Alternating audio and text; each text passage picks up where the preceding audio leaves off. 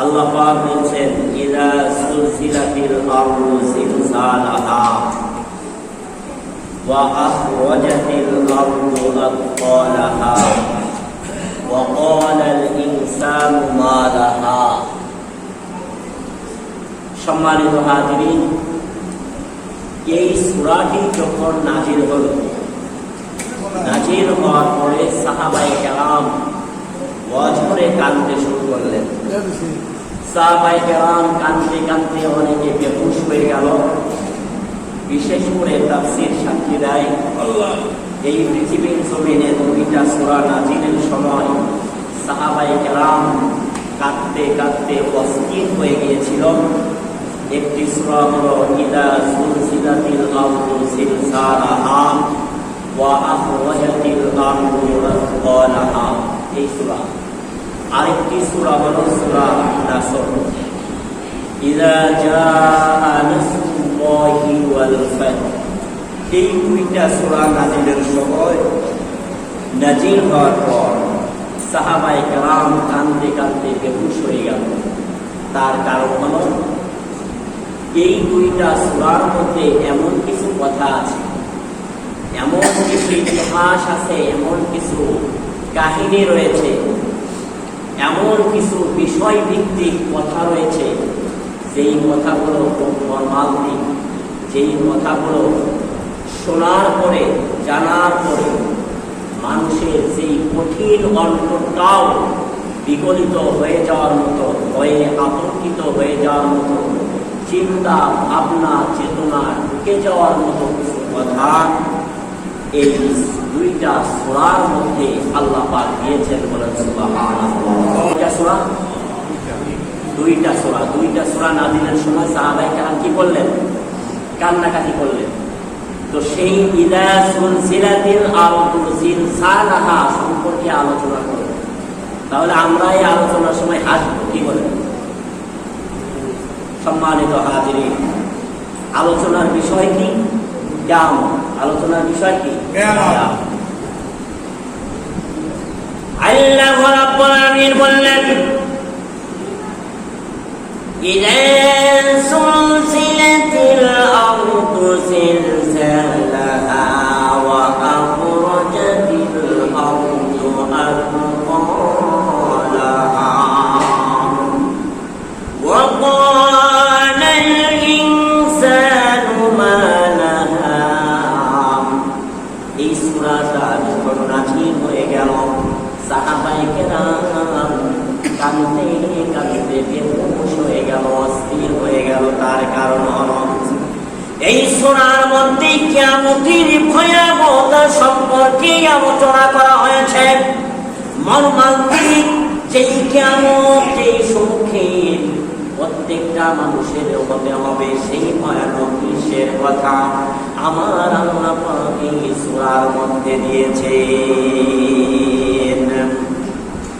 এই পৃথিবীর জমিনে আমার আল্লাহ পাক এই ফেরেশতা নাজিল করেছেন। ফেরেশতাদের মধ্যে সর্বশ্রেষ্ঠ ফেরেশতা হলেন হযরত জিবরাইল আলাইহিস সালাম। আরেকজন ফেরেশতা হলো ইসরাফিল আলাইহিস সালাম, আরেকজন হলো মিকাইল আলাইহিস সালাম, আরেকজন হলো হযরত আজরাইল আলাইহিস সালাম। এই চারজন ফেরেশতার মধ্যে সর্বশ্রেষ্ঠ ফেরেশতা হলো জিবরাইল। এক একজন ফেরেশতার এক একটা কাজ আমার আল্লাহ দিয়েছেন। ইসরাফিল আলাইহিস সালামের কাজ হলো তিনি সিংহাসনটি নিয়ে বসে আছেন কিংবা দাঁড়িয়ে আছেন, যাই হোক তার কাজ হলো সিংহায় ফুঁক দেওয়া। এই সিংহায় তিনি তিনটা ফু দিবেন। প্রথম ফু যখন দিবেন আমার আল্লাহর অর্ডারে, তখন বন্ধুরে ও আমার বাবারা, আসমান জমিনে যা কিছু আছে সব কিছু ধ্বংস হয়ে যাবে। এই জন্য আল্লাহ রাব্বুল আলামিন কোরআনে বলেন ইযাস সামাউ ফাতাওয়াত ওয়া ইযাল কাওয়াকিবু তাফারাত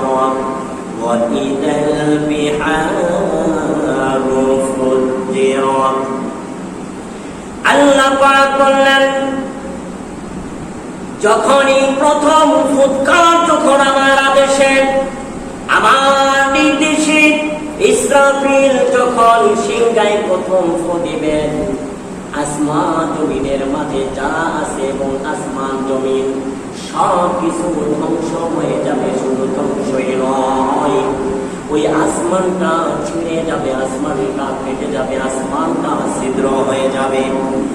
আসমানে যত তারকা গুলো দেখা যায়, ওই তারকা গুলো ছুটে ছুটে জমিনে পড়ে যাবে, ছুটে ছুটে ছিটকে ছিটকে জমিনের মধ্যে পড়বে।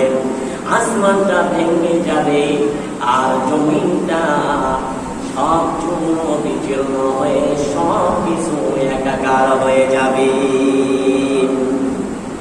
কোথায় 4 তলা বিল্ডিং, কোথায় 10 তলা বিল্ডিং, আর কোথায় 2 তলা, কোথায় 26 তলা, কোথায় হলো আপনার 50 তলা বলেন না কেন, যত বড় টাওয়ার সব কিছু ভেঙে চুরমার হয়ে সব কিছু একাকার হয়ে যাবে। সূর্যটা মাথা উপরে চলে আসবে, আধা হাত উপরে এসে এমন ভাবে তার কিরণ গুলো ছুটবে, এমন পাওয়ার হয়ে যাবে ওই সূর্যের মধ্যে আমার আল্লাহ পাক দিয়ে দিবেন যে মানুষের মগজ গোনা আপনার বলে বলে নাক এবং মুখ এবং গাল দিয়ে পড়তে থাকবে। যারা তাফসীর করেছেন, আয়াত যারা ব্যাখ্যা করেছেন, তারা মানুষ দেখে বুঝালেন, ও দুনিয়ার মানুষ তোমরা জেনে দেখো রে মানুষ বলে যখনই পৃথিবীর জমিনে তাপমানের মধ্যে পাথর মধ্যে যখন রসকে ফুল বানানোর জন্য আগুন দিয়ে জ্বালানো হয়, ওই রসটা যখন গরম হয়ে উত্তেজিত হতে থাকে, যখন ওটা টকমক করে এভাবে ফুটতে থাকে, ও দুনিয়ার মানুষ যখন পাতিলের মধ্যে দুধ দিয়া যখন গরম করা হয়, ওই দুধটা যেমন আগুনের তাপে টকমক করে উপরের দিকে উঠতে থাকে এবং ফুটতে থাকে। দুনিয়ার মা বোনেরা তোমরা জেনে রাখো, যখন আমার মা বোনেরা চাউলগুলো চুলাই দেয় ভাত পাক করার জন্য, আর ভাতগুলো যখন হবে আর কিছুক্ষণ আগেই দেখা যায় ওই পানি গরম হয়ে পানিগুলো ফেনায় পরিণত হয়ে ঢাকনার পাড় দিয়ে পড়তে থাকে। ঠিক আমাদের ময়দানে ওই কঠিন সূর্যের তাপে আমাদের ওই মাথার মগজ গুলা টকবক করে উঠতে থাকবে, দেখা যাবে আর ওই ফেনার মতো গরম রসের মতো আর গরম দুধের মতো টকবক করে মগজ গুলো ফুটে গলে গলে নাক এবং কান দিয়ে বাহির হতে থাকবে। ওই দিন মানুষ গুলা পানির পিপাসার কারণে পাগলের মতো হয়ে যাবে, আর পাগলের মতো হয়ে পানি পিপাসার তাড়নায় ওই কঠিন কোষগুলা ওই মগজগুলা পানি পিপাসার তাড়নায় জিহ্বা দিয়ে তারা চেটে চেটে খেতে থাকবে। রে আমার ভাইরা, বন্ধুরা, কিয়ামতের ময়দান বড় ভয়ঙ্কর, বড় ভয়ঙ্কর। ওই দিন যারা মুমিন তাদের কাছে মনে হবে যে হাজার হাজার বছর, সেই দিনগুলা লং টাইম হবে, অনেক বড় টাইম হবে। আল্লাহর নবীজি বললেন, দুনিয়ার মানুষ জেনে রেখো, ইন্নাহু লা ইউখাফফাফু আলাল মুমিনিন হাত্তা ইয়াকুনা আকওয়ানা আলাইহি মিনাস সালাতিল মাকতুবাতি ইউসাল্লিহা ফিদ দুনিয়া।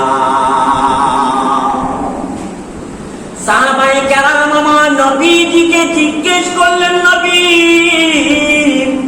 কিয়ামতের মাঠের দিন, ওই দিন কেমন হবে, ওই টাইমটা কেমন টাইম হবে?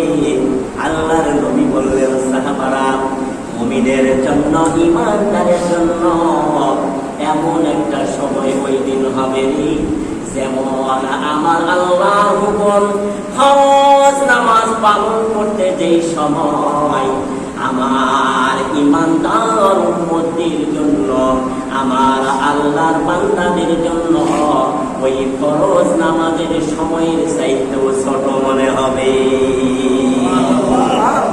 জোরে বলেন না সুবহানাল্লাহ। রে বন্ধুরে, পাগলের মতো হয়ে যাবে, তৃষ্ণায় বুকটা ফেটে যাবে। যারা ঈমানদার, যারা মুমিন, যারা আল্লাহওয়ালা, যারা নবী প্রেমিক, ওই মানুষগুলা আরশের ছায়া পেয়ে যাবে।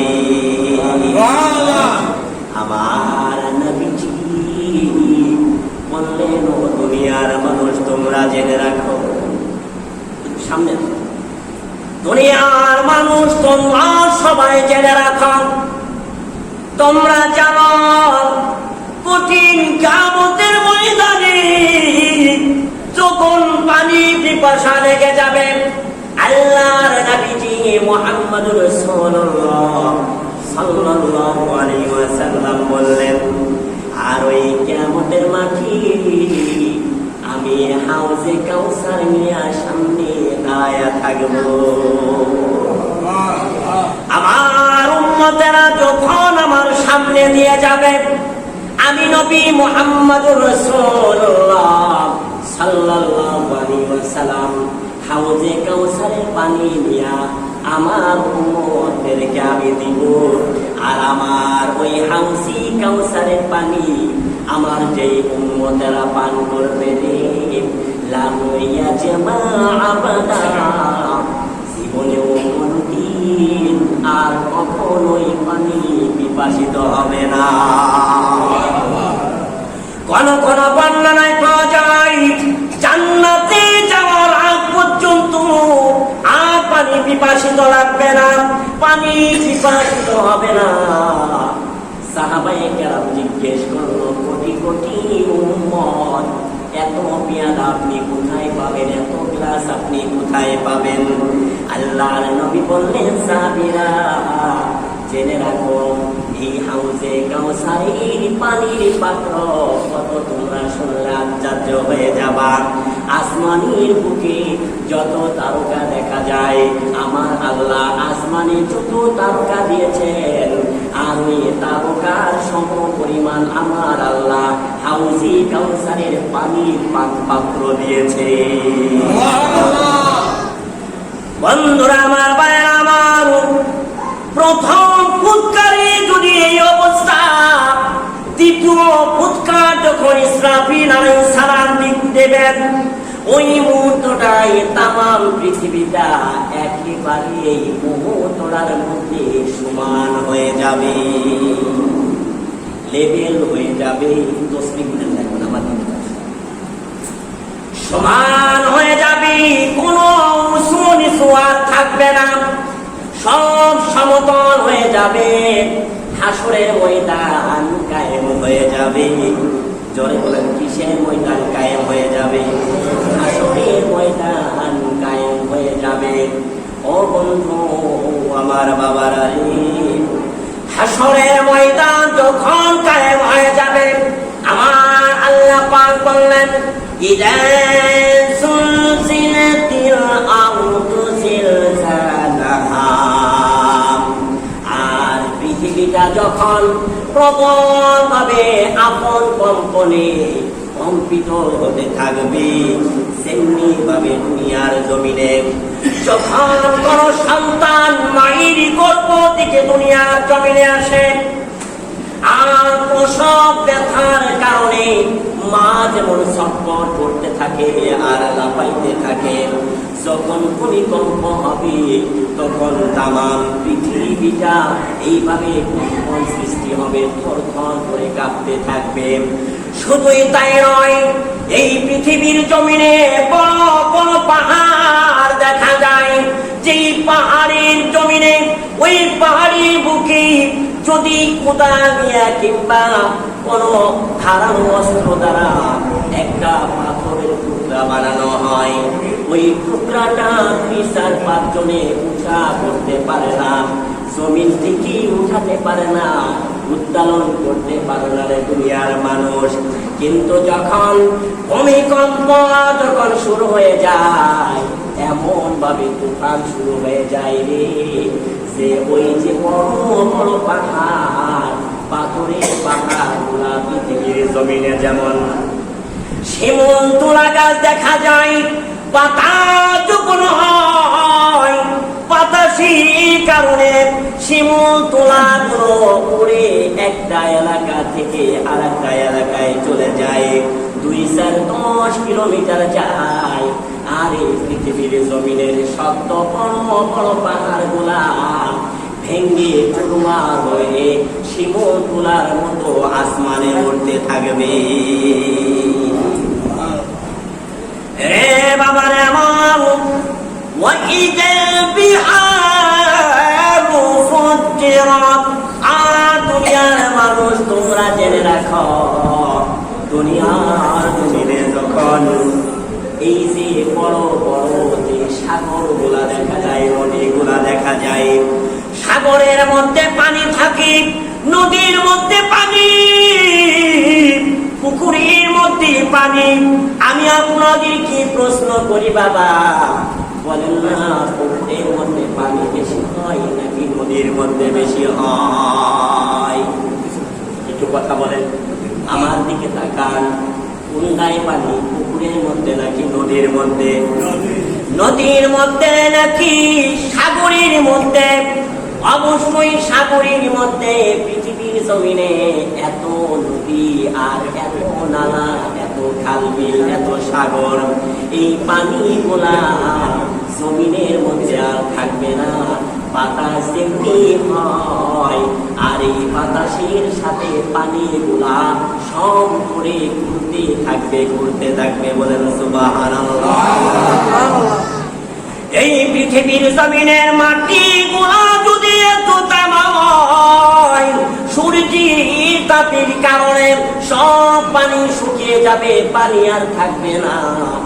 দুনিয়ার জমিনে এমন কিছু ভাইরাও আছে যে কিয়ামতের মাটি, এই শুকনা তামার মাটিতেও কেউ কেউ জাহাজ নিয়ে ফিরবে তার মুরিদদেরকে নেওয়ার জন্য। এমন কেউ আছে কি নাই? জোরে বলেন, আছে কি নাই?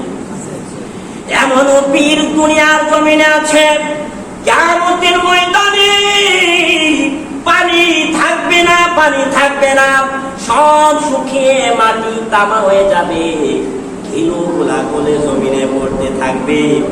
আর কত আল্লাহওয়ালা, কত পীর, তারা জাহাজ নিয়ে ওই মুহূর্তে মুরিদকে আনার জন্য চলে যাবে।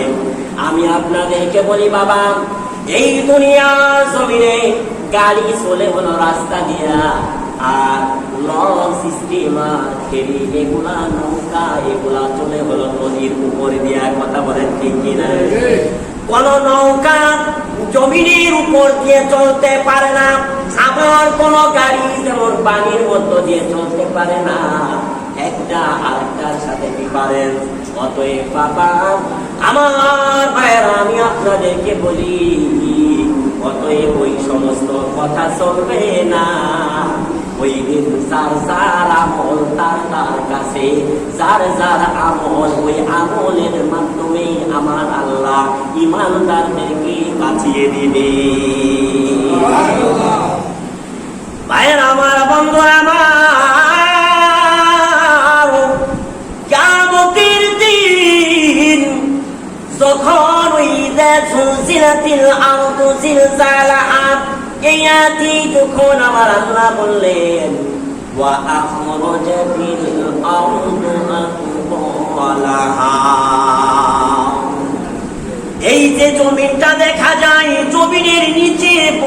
কবর আছে, যেই কবরের মধ্যে মানুষ হয়ে আছে আজ থেকে 600 বছর আগে, 1000 বছর আগে, কিংবা হাজার হাজার বছর আগে অনেক মানুষ কবরের মধ্যে শুয়ে আছে।